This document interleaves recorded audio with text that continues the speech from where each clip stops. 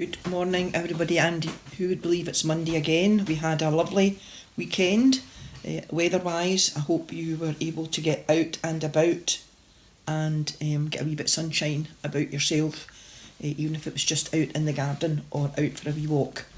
So we had our second Sunday worship yesterday, and although there weren't as many people attending yesterday, that really wasn't the point. The point was really to see how the system worked, and I think that it seemed to work all right. Everybody knew what they were doing, and everybody came in and went out in a safe manner.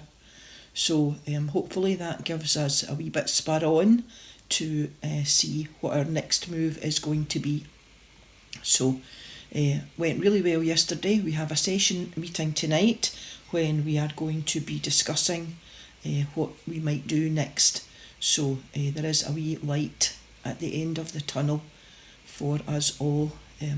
That's bearing. We have to wait to see what Nicola Sturgeon is going to announce this week, because if you have been reading the news, you will see that she has said over the weekend that they are going to make some other decisions about what's happening. So I know one or two people, and myself included, I must admit, a wee bit at the time, were wondering about the numbers, because we're on the rule of 6, 2 households, but the church can meet up and we can have up to 22 seats there. But worship, acts of worship, comes under a different category to the normal list, and has its own set of guidelines, as I keep saying to you, and we're now on guidelines 7 for that. So each different group of things has its own guidelines, and worship is one. So we are following the guidelines for that, which is how we are able to have a bigger number of people, and could all be from separate households. So we are following the rules and regulations, and please don't think that we are just deciding the numbers ourselves. The very strict guidelines, which are issued every time Nicola Sturgeon makes a change. The Church of Scotland reissue the guidelines, which is why we're now on version 7, a very, very lengthy document. So please be assured, and please also be assured that when we do open up for worship, we will have in place everything that we possibly can to make sure that people are coming into a safe, or as safe as we can make it, environment to worship. And everybody, unfortunately, will have to follow the rules and make sure we keep it that way. So good experience yesterday. A lovely prayerful time, which was the whole point of it, that we are praying for our congregation, for the members of our congregation, for our church, for the wider church in East Kilbride, and for the wider church in the world, that we are able to make some kind of move towards being able to meet up again for worship. So I hope everybody is doing fine. It's a wee bit duller at the minute, but I think today and tomorrow have to be dry, although it doesn't really look that way. But hopefully we will get another couple of dry days. A wee bit cooler today. We did have nice weather over the weekend. Apologies about the twilio yesterday. We did think it was on. We did think we had put it on before we left to go to the church service, but when we came back, Bill realised that it hadn't gone on, and that was us just coming back. So apologies to people, especially Ruby, I hope you're listening, who tried to call a few times, and I hope we did manage to call everybody and let them know that it was on eventually. So apologies for that. That was our fault, and I'll make sure that my person in charge does not make that mistake again, or he'll be sorry. So we have been reading through Luke's Gospel, and we will continue to do that, I think, right to the end, which is quite soon, because for today we're on Luke chapter 21. So reading from Luke chapter 1. Jesus looked around and saw rich people dropping their gifts in the temple treasury, and he also saw a very poor widow dropping in 2 little copper coins.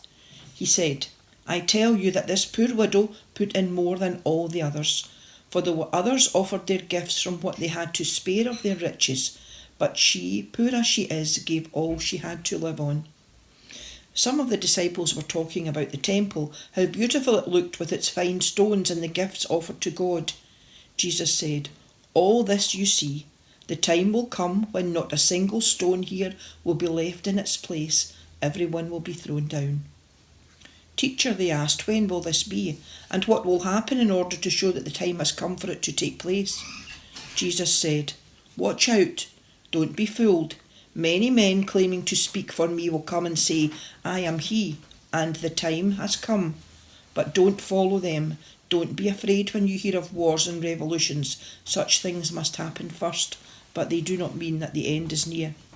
He went on to say, "Countries will fight each other. Kingdoms will attack one another.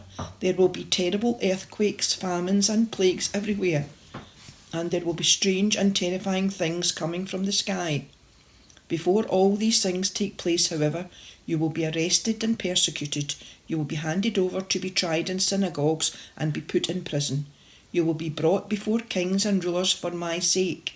This will be your chance to tell the good news.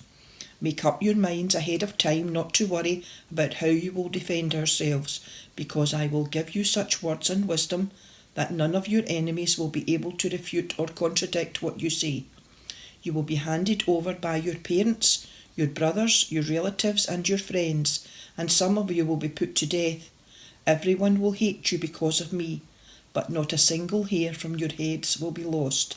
Stand firm, and you will save yourselves." Amen, and God bless the reading from Luke chapter 21. And can I remind you about the shoe boxes? We have had a number of people have already handed in stuff for shoe boxes, and a number of people have phoned us to say that they will be putting it in with our shopping, and we will collect that from them. I think we're going to try and have that done by the last week in October. So it's the 21st of September today, so maybe another 3 or 4 weeks we will be hoping to collect stuff for the shoebox appeal, and we'll get that into Blythswood in time for them to make up the boxes. So if you can drop us in a couple of things, or if you can pick up a couple of things, we will come and collect them from you, and we will hand everything into Blythswood.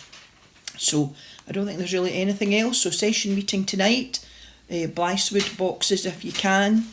And thanks to those again who continue to hand in their envelopes and also their church money. I had somebody at my door yesterday again doing that, so that's great. If you can do that, that's really helpful to us. And we will see you tomorrow.